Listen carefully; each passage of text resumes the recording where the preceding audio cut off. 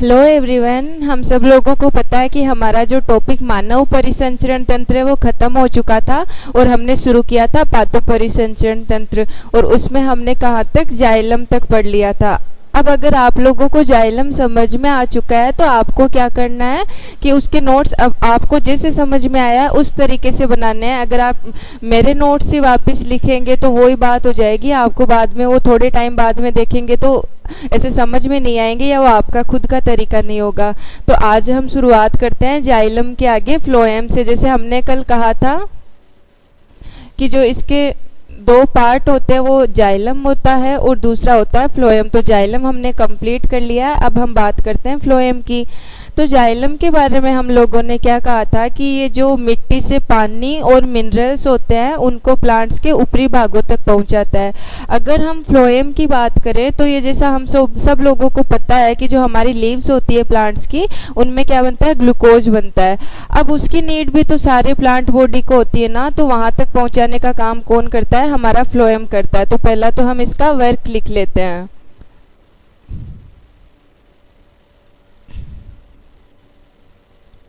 यह बोझे पदार्थों को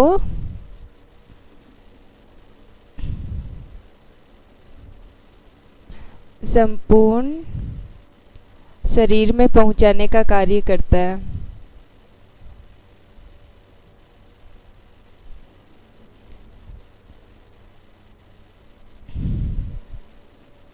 अब ये जैसे संपूर्ण शरीर हमने कहा तो इसमें क्या होता है, ये दो तरीके से स्थानांतरित होता है।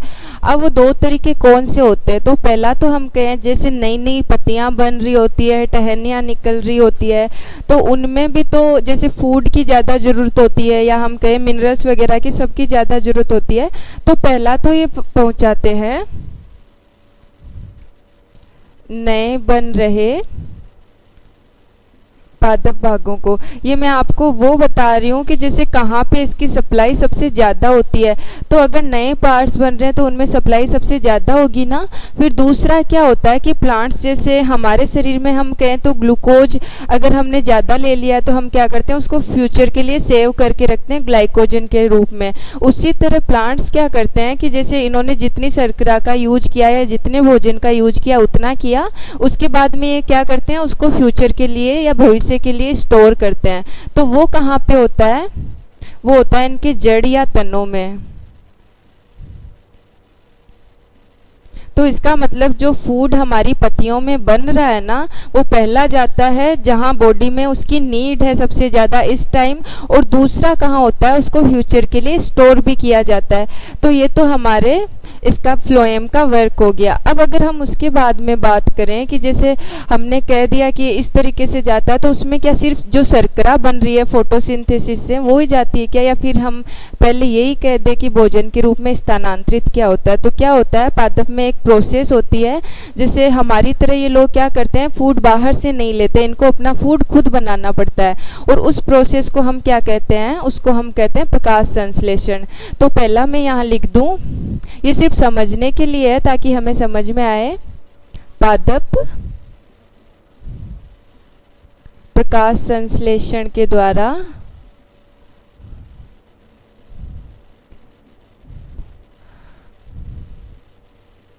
भोजन के रूप में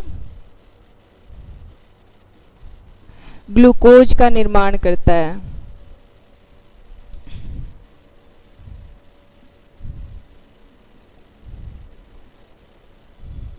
इस ग्लूकोज का निर्माण होता है या नहीं ये हम हमारे अगले टॉपिक में पढ़ेंगे, जिसमें पोषण जो हमारा टॉपिक है उसमें यहाँ पे हमको मानना है कि जैसे हमारा जो पादप होता है ना, उसमें प्रकाश संश्लेषण प्रक्रिया क्या होती है, भोजन निर्माण के लिए होती है। और ये क्यों होती है, क्योंकि जो हमारे पादप होते हैं ना वो स्वयं पोषी होते हैं।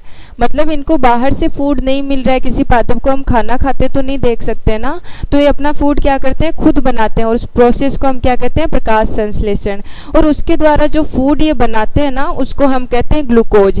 अब क्या होता है, जैसे हम कहें कि जो हमारा फ्लोएम है वो शर्करा का या जो ये फूड बना है उसको स्थानांतरित करता है, लेकिन ग्लूकोज का क्या होता है कि जैसे ग्लूकोज जो होता है हमारा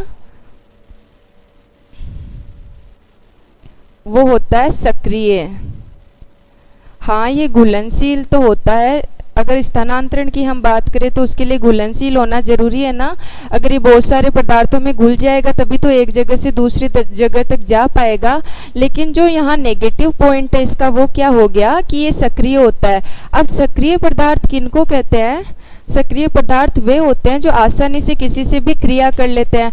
अब अगर ये अपने रास्ते में चल रहा है स्थानांतरण के में और उसमें इसको कोई और ऐसा एलिमेंट मिल गया जिससे ये क्रिया कर सकता है, तो हमारा ग्लूकोज तो किसी और पदार्थ में बदल जाएगा ना। तो यहाँ मैं लिख दूंगी ग्लूकोज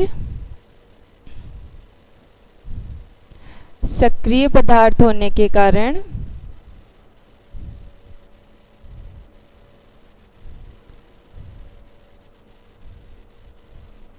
स्थानांतरण में आसानी नहीं।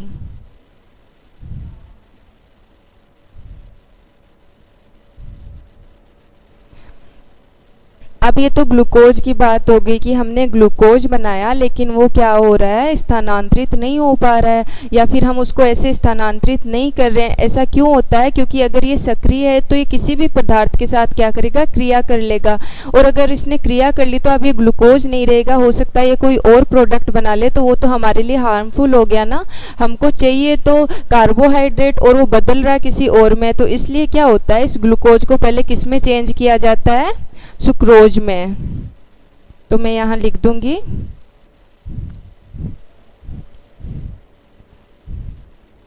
बदला जाता है या आप परिवर्तित किया जाता है भी लिख सकते हैं।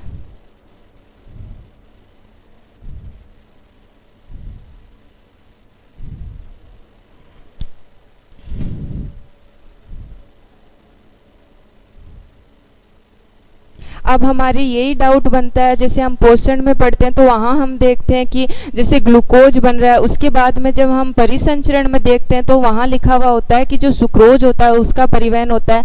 तो हमेशा ये डाउट रहता है कि बन तो ग्लूकोज रहा है लेकिन सुक्रोज क्यों जा रहा है। तो उसका रीजन ये होता है कि इस ग्लूकोज को किस में परिवर्तित किया जाता है, स्थानांतरण से पहले सुक्रोज में। अब सुक्रोज में ऐसी क्या क्वालिटी होती है कि ग्लूकोज को सुक्रोज में परिवर्तित किया जाता है? तो इसका मेन रीजन ये होता है कि ये अक्रिय होता है प्लस क्या होता है, घुलनशील होता है। अब ये क्वालिटी तो होना जरूरी है ना, घुलनशील होना। तो अगर ये घुलनशील नहीं होगा तो फिर ये एक जगह से दूसरी जगह तक जाएगा कैसे? तो अब इसमें दोनों क्वालिटी जा चुकी है। पहले तो ये किसी और में चेंज नहीं हो सकता और दूसरा ये क्या है, घुलनशील है। तो पादपों में जो भोजन का परिवहन होता है वो हमेशा किसके रूप में होता है, सुक्रोज के रूप में। तो मैं यहाँ लिख देती हूँ पादप में भोजन का परिवहन सुक्रोज के रूप में होता है।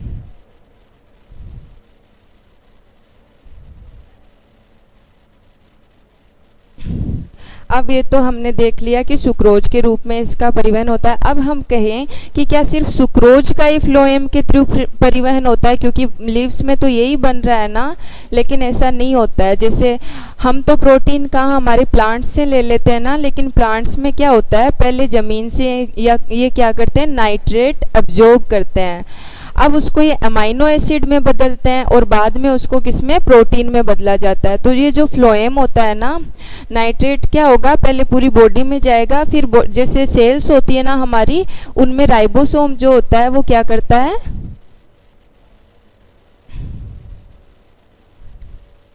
वो अमाइनो एसिड को प्रोटीन में बदलता है। और उससे पहले की प्रोसेस जो हम नाइट्रेट ले रहे हैं ना, ये कहाँ से आ रही है, ज़मीन से। उसको हमारी बॉडी किस में चेंज करती है, अमाइनो एसिड में। तो ये जो सब चीज़ें होती है ना, वो तो पूरे प्लांट में होती है ना, ये अमाइनो एसिड में चेंज करने वाला।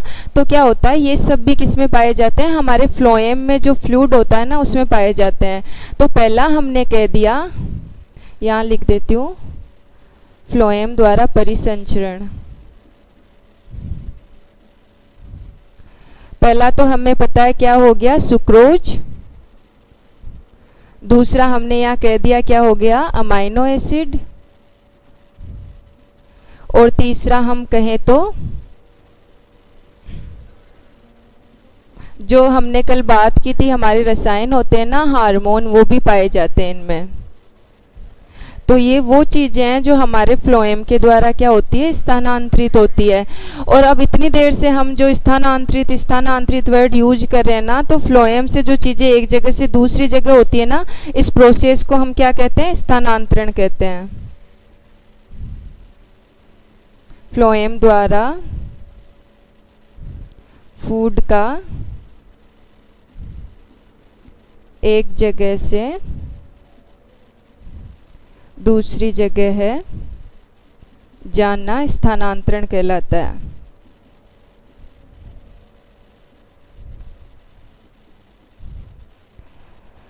ये तो हमने इसके बेसिक नॉलेज के बारे में पढ़ लिया कि जैसे अगर फूड का ट्रांसफ़र हो रहा है तो वो किस फॉर्म में हो रहा है, या फिर अगर सिर्फ फूड जो हमारे लीव्स में बन रहा है उसी का ट्रांसफ़र हो रहा है क्या, तो ऐसा नहीं होता, उसके साथ और भी तत्व होते हैं। और इस प्रोसेस को हम क्या कहते हैं, स्थानांतरण कहते हैं। अब जो फ्लोएम होता है ना हमारा, ये दो तरीके से वर्क करता है। जैसे जाइलम का तो हमने कहा था कि वो नीचे से जो मिनरल्स वगैरह होते हैं उनको अपर बॉडी पार्ट्स या ऊपरी भागों में लेके जाते हैं।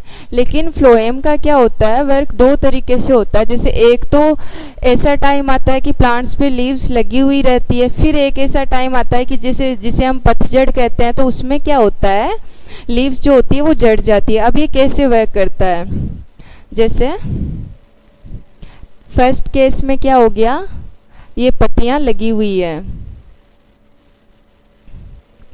तो इनमें भोजन बनेगा। और मैंने क्या कहा था कि अगर हमारा प्लांट भोजन बना रहा है तो उसे वो क्या करता है, फ्यूचर के लिए सेव भी करता है। तो ये कहाँ पे होता है,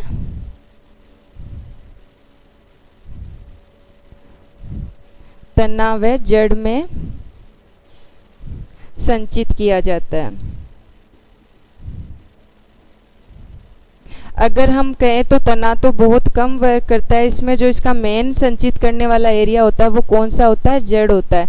अब यहाँ पे एक और चीज़ देखने वाली है कि जैसे हमने कहा था सुक्रोज के रूप में स्थानांतरण हो रहा है, तो क्या सुक्रोज ही यहाँ पे संचित होता है क्या, तो ऐसा नहीं होता। हमने सुक्रोज की क्या क्वालिटी पढ़ी थी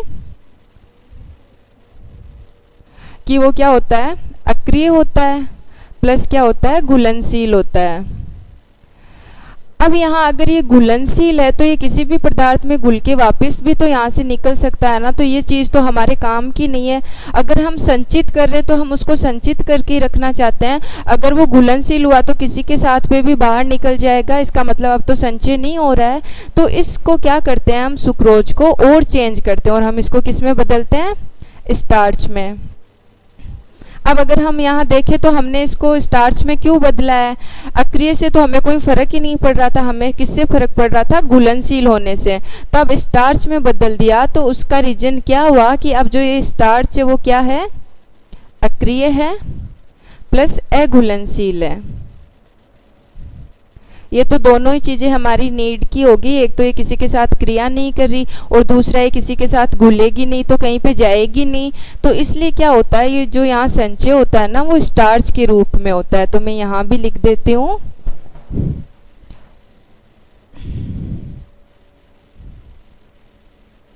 संचय स्टार्च के रूप में होता है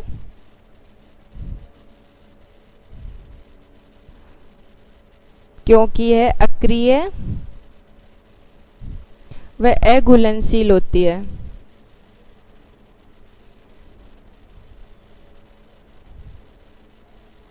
ये तो हो गई एक बात, जब हमारा पेड़ कैसा है, हरा होता है, यानी उस पे पत्तियां पाई जाती है। अब दूसरा मौसम हमारा कौन सा आता है, पतझड़ का।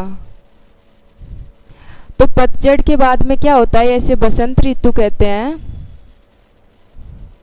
पतझड़ के बाद क्या होता है, नई पत्तियां और नई टहनियां निकलती है ना। तो अब क्या होगा, जो हमने यहाँ भोजन संचित किया हुआ है ना हमारी जड़ में, उसका अब यहाँ कार्य होगा, यानी उसको वापस कहाँ आना पड़ेगा, ऊपरी भागों में आना पड़ेगा ताकि नई टहनियाँ और नई पत्तियाँ बन सके। तो अब इसमें ये प्रोसेस बिल्कुल उल्टी हो गई ना, पहले तो पत्तियों से कहाँ जा रहे हैं, नीचे वाले भागों में, अब जड़ से वापस ऊपर आ रहा है। तो इसका मतलब फ्लोएम कैसे वर्क करता है, द्विदिशीय करता है, जबकि जाइलम की एक ही दिशा होती है, नीचे से ऊपर की तरफ। तो इसमें क्या होता है, संचित भोजन का ऊपरी भागों में स्थानांतरण।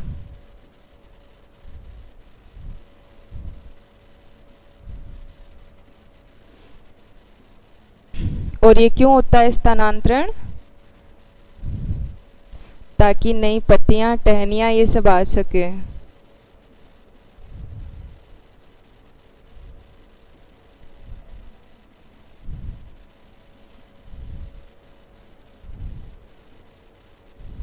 अब क्या होता है, इन दोनों की जो ट्रांसफ़र की या स्थानांतरण की जो प्रक्रिया होती है ना, वो सेम होती है, बस उल्टी होती है। अब यहाँ हम ऐसे भी लिख लेंगे, जैसे मैं वापस आपको बता दूँ, पहला कब होता है, जब हमारा प्लांट कैसा होता है, हरा होता है। उस टाइम हमारी पत्तियाँ क्या कर रही होती है, फोटोसिंथेसिस से ग्लूकोज बना रही होती है, जो हम पोषण में वापस पढ़ेंगे।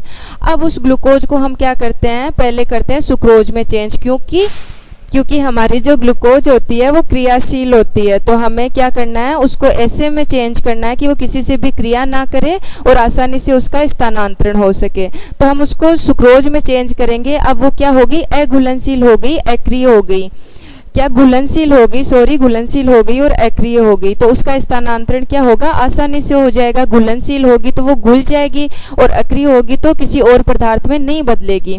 तो अब हमारी सुक्रोज जा चुकी है, जहाँ उसको जमा होना है उस पार्ट्स में, या तो उसका यूज हो जाएगा या फिर उसको जमा करेंगे तो यूज हो जाएगा, वहाँ तो कोई इश्यू ही नहीं है, सुक्रोज का ऊर्जा में परिवर्तन हो जाएगा। लेकिन जहाँ हम उसको स्टोर कर रहे हैं उसमें एक चीज़ और दिक्कत दे रही है कि अगर वो घुलनशील हुई तो क्या होगा, वो किसी भी पदार्थ के साथ बाहर निकल जाएगी। अक्रिय तो जरूरी होगा अगर हम स्टोर करें तो उसका होना। तो अब इस केस में क्या होता है, उसको बदला जाता है वापस किस में, कि वो किसी में घुले ना, और किस में बदला जाता है, उसको स्टार्च में। अब ये वाली प्रोसेस कंप्लीट हो चुकी है कि हमने उसको स्टार्च में बदल लिया और हमारी जड़ में क्या कर लिया है, स्टोर कर लिया है। अब बारी आती है हमारे पेड़ की पत्तियों के झड़ने की। अगर वो झड़ गई तो उनके वापस निर्माण के लिए हमें भोजन की और आवश्यक तत्वों की जरूरत पड़ती है ना। तो उसमें क्या होगा, ये स्टोर फूड जो है वो कहाँ जाएगा, वापस हमारे ऊपरी भागों में जाएगा। अब इनकी प्रोसेस जो होती है वो सेम होती है लेकिन एक दूसरे से उल्टी होती है। यहाँ हमारा पॉइंट आ गया, फ्लोएम द्विदिशीय प्रवाह करता है। पहले केस में ऊपर से नीचे आ रहा है और दूसरे केस में नीचे से ऊपर जा रहा है। अब इनकी आगे प्रक्रिया को समझते हैं। हम दोनों को अलग अलग करके समझेंगे ताकि हमें और अच्छे से समझ में आ सके।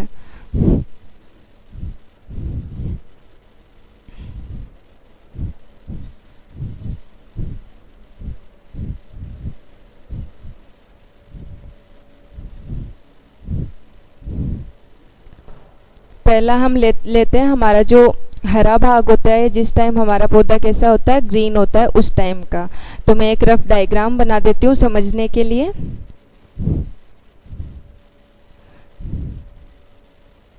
जैसे ये हो गई हमारी जड़, और इस टाइम तो पत्तियां हैं ना, तो ये हम एक ही लीफ मान के चल लेते हैं बाकी। और ये क्या है, जैसे हमने पहले जब फ्लोएम और जाइलम के बारे में पढ़ा था तो हमने चालनी नलिका के बारे में पढ़ा था ना वहाँ पे, कि इसमें जो वर्क करेगा वो कौन होगा, चालनी नलिका होगी।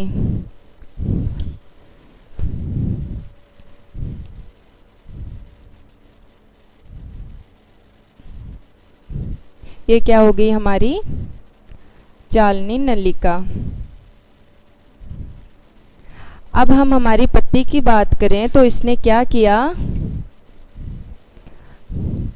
इसने बदला CO2 प्लस H2O को किस में बदला, ग्लूकोज में।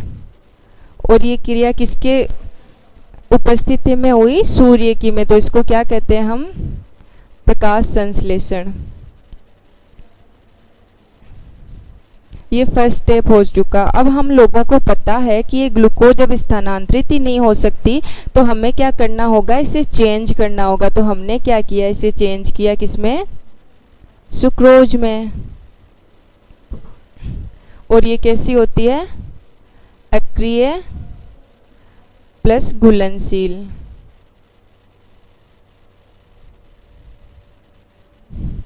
अब ये सुक्रोज यहाँ पे अगर बन चुकी है तो यहाँ पे बहुत सारी सुक्रोज होगी ना, ये हमारी लीफ में क्या दिखा रही है, सुक्रोज को। अब कल जब मैंने आपको जाइलम के बारे में बताया था तो वहाँ सक्रिय परिवहन के बारे में भी मैंने बताया था। तो वही प्रोसेस यहाँ पे होती है। ये जो हमारा फ्लोएम होता है ना, इसकी जो चालनी नलिकाएं हैं, ये क्या करती है, इन चैनल से जो हमारी सुक्रोज है ना, उसका करती है अंदर की तरफ चालनी नलिका के, क्या करती है, सक्रिय स्थानांतरण।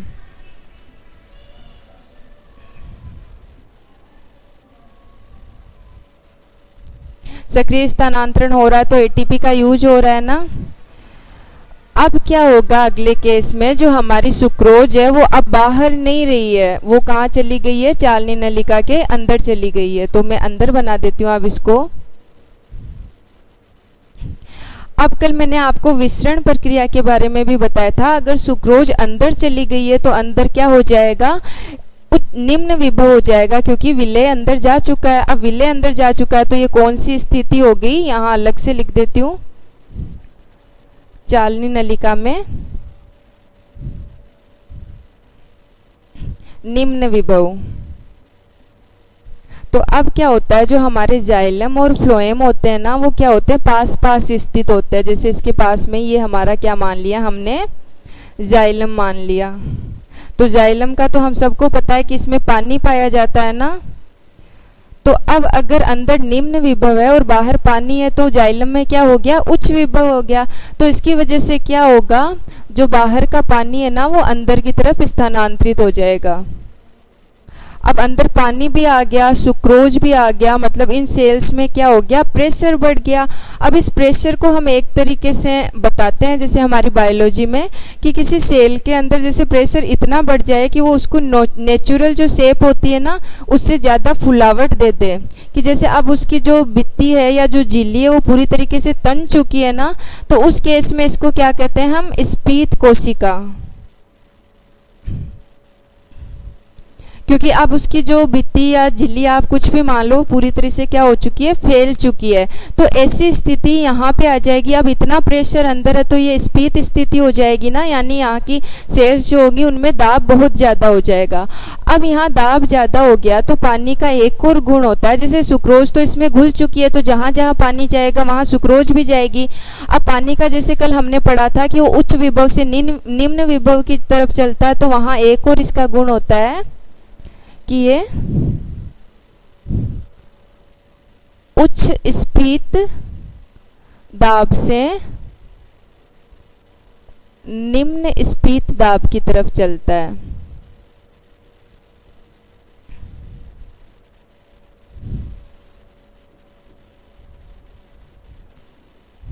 अगर ये पानी का गुण हो गया तो हमने कहा अगर अंदर इतनी चीज़ें जा रही है, पानी चला गया, सुक्रोज चला गया, तो यहाँ पे दाब तो ज़्यादा होगा ही। और स्फीत कोशिका हमने किसे कहा है कि जब अंदर इतना फ्लूइड हो जाए कि वो बहुत ज़्यादा हमारी झिल्ली को पूरी तरह तना दे, तो उसको हम स्फीत कोशिका कहते हैं। तो यहाँ इतना ज़्यादा दाब हो गया और यहाँ दाब क्या है, जड़ों में कम है।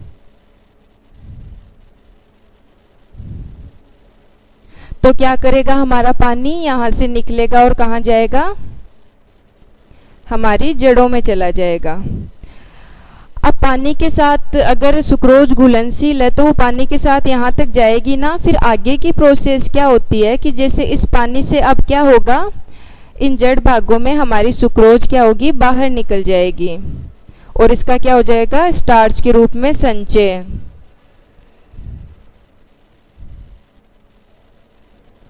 अब इस पानी का तो यहाँ कोई यूज ही नहीं रहा ना, अगर सुक्रोज बाहर निकल चुकी तो अब पानी की क्या नीड है, तो ये पानी क्या करेगा, वापस चला जाएगा हमारे जाइलम में।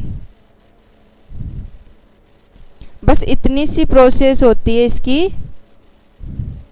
ये तो हमने डायग्राम में समझ लिया है इसको। अब हम क्या करेंगे, इसको अलग अलग स्टेप्स में लिखेंगे, ताकि डायग्राम से तो क्या होता है थोड़ी देर में, ये तो सिर्फ समझने के लिए है, अगर नोट्स बनाने हो तो उसमें तो हमें लिखना ही पड़ेगा। तो अब मैं स्टेप्स में बता देती हूँ इसको।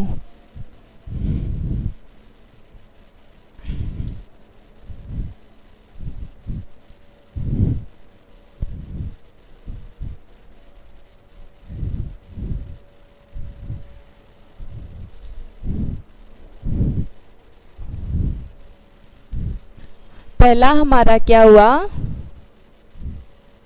प्रकाश संश्लेषण, और क्या बनी, ग्लूकोज।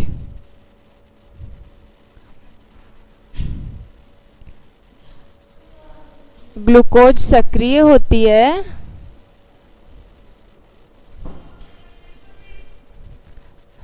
इसलिए इसको सुक्रोज में परिवर्तित करते हैं।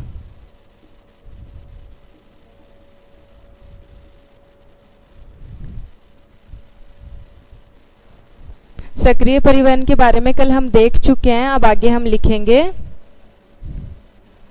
सुक्रोज सक्रिय परिवहन द्वारा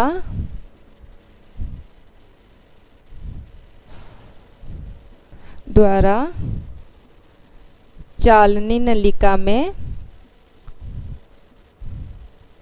स्थानांतरित। उसके बाद में क्या होगा, सुक्रोज के स्थानांतरण के कारण, सुक्रोज क्या है यहाँ पे, विलेय है ना, विलेय के रूप में, तो इसकी वजह से क्या होगा, चालनी नलिका का जल विभव निम्न। अब चालनी नलिका का जल विभव निम्न हो चुका है, तो हमने जल का एक वो पढ़ा था कली गुण की उच्च विभव से कहाँ जाता है, निम्न विभव की तरफ। तो तीसरा स्टेप क्या होगा, जाइलम से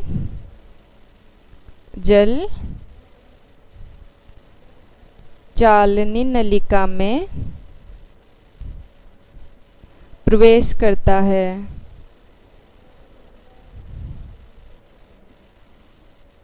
अब चालनी नलिका में जब जल आ चुका है और हमारा सुक्रोज आ चुका है, तो उसके बाद में क्या हो जाएगा, यहीं लिख देती हूँ मैं आगे, जिसके कारण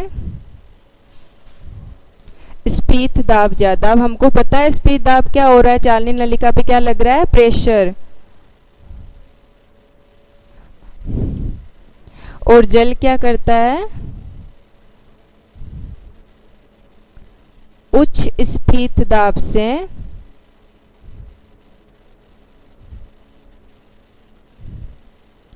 निम्न स्फीत दाब की तरफ गमन।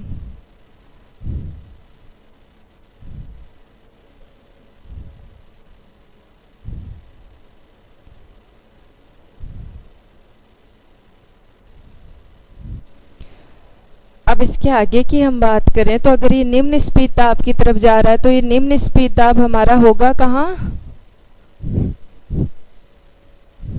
जड़ों में होगा ना।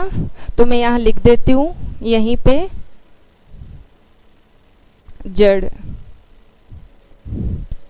उसके बाद में क्या होता है, पांचवा स्टेप हमारा हुआ सुक्रोज फ्लोएम से बाहर, और लास्ट क्या हो गया, अगर सुक्रोज ही बाहर चली गई है तो जल का यहाँ कोई यूज नहीं है, तो जल वापस कहाँ चला जाएगा, जाइलम में। तो ये तो पूरी प्रोसेस हो गई। अब इसमें हमने कहा कि जैसे जो हमारी पत्तियां वो भोजन बना रही है, तो यहाँ पे क्या हो गई, स्रोत हो गई ना भोजन बनाने का। तो इसमें हम दो टर्म यूज करते हैं, पहली जो भोजन बना रही है या भोजन प्रोवाइड कर रही है, तो उसको हम क्या कहते हैं, स्रोत कहते हैं, क्योंकि वो वर्क कर रहा है।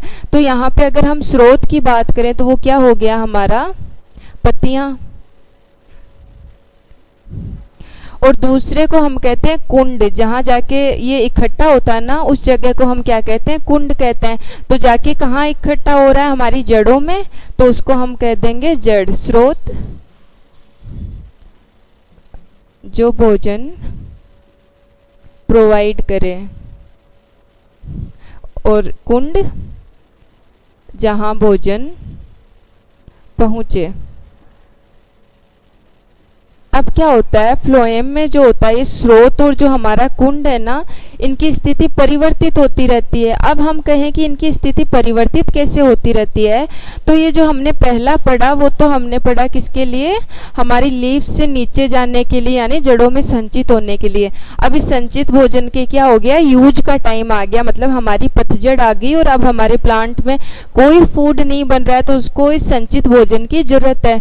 तो दूसरा हम यहाँ लिख देंगे पतझड़ या बसंत। तो इसके लिए भी वापस वही डायग्राम बनेगा।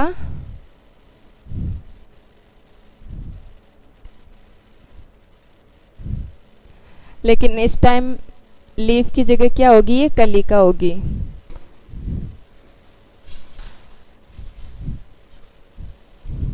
अब इसकी क्या प्रोसेस होती है,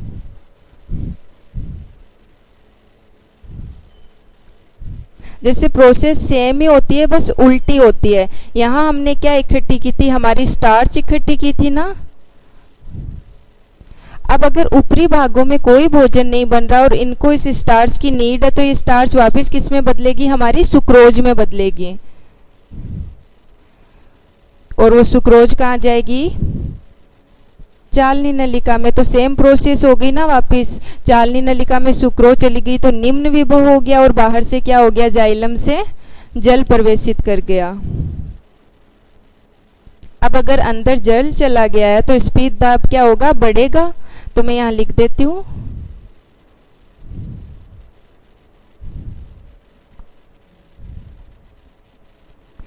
और ऊपर क्या हो गया, यहाँ पे तो कुछ बन ही नहीं रहा है, भोजन वोजन कुछ नहीं, तो यहाँ पे क्या हो जाएगा, हमारा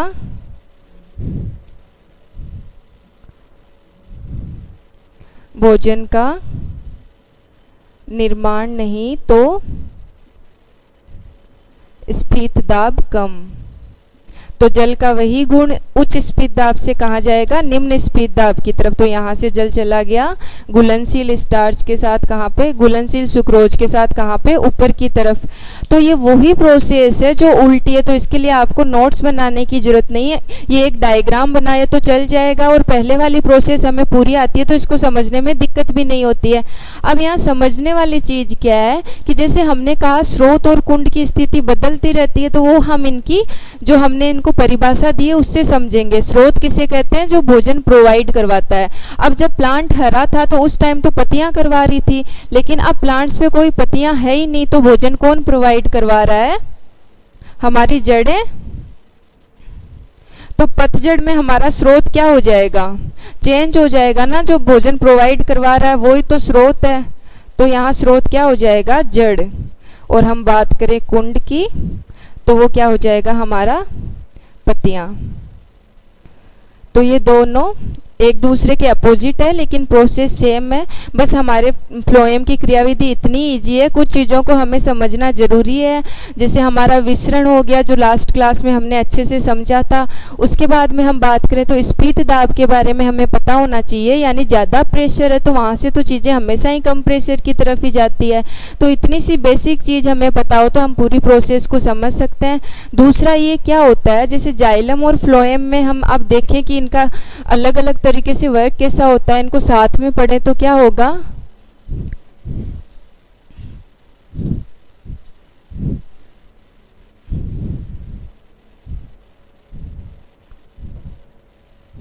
ये हमने लिखा हमारा जाइलम और ये हमने लिखा फ्लोएम। जाइलम क्या करता है, मिनरल प्लस H2O का स्थानांतरण। और दूसरा पॉइंट हम देखें तो एक दिशीय ही होता है ना, ऊपर से नीचे। तो मिनरल कहाँ से जाएंगे, जब मिनरल है ही ज़मीन में तो ऊपर से तो नीचे कहाँ जाएंगे। तो यहाँ हम एक इसका लिख सकते हैं सिर्फ याद रखने के लिए, ताकि हमें ये हमेशा याद रहे। मिनरल व वाटर हमेशा जमीन से मिलते हैं। अब हम बात करें हमारे फ्लोएम की, तो ये क्या करता है, भोजन का स्थानांतरण।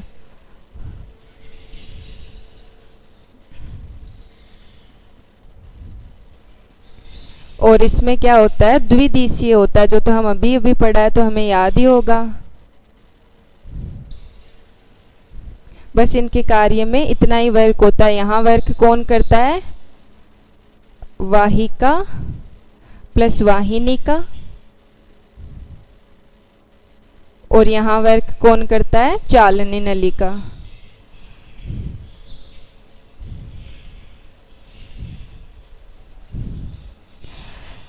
अब इसी के साथ हमारा परिवहन तंत्र है वो पूरी तरीके से कंप्लीट हो चुका है। अब अगर हम बात करें कि जो शुरू में जैव तंत्र के बारे में थोड़ा थोड़ा दिया हुआ है, उसमें अगर हम कहें कि जैव तंत्र जैसे हमारे शरीर में होने वाली क्रियाएं हैं, फिर उसमें क्या है, इनके बारे में अलग अलग दिया हुआ है। तो परिवहन तंत्र की या परिसंचरण तंत्र की हम बात करें तो उसमें जब हमने फर्स्ट टाइम क्लास में इसके कार्य पढ़े थे ना, कि ऑक्सीजन ले जाता है, फूड ले जाता है, वो सब उसमें जैव तंत्र में भी दिया हुआ है। तो आप अपनी एनसीईआरटी को पढ़ लें, आपको समझ में आ जाएगा। और अगर आपको इस टॉपिक में कोई भी डाउट है तो आप पूछ सकते हैं हमसे, नीचे कमेंट बॉक्स में आप डाल सकते हैं। और अगर आपको हमारा ये टॉपिक अच्छा लगा तो इस चैनल को लाइक, शेयर और सब्सक्राइब करना ना भूलें। Thank you.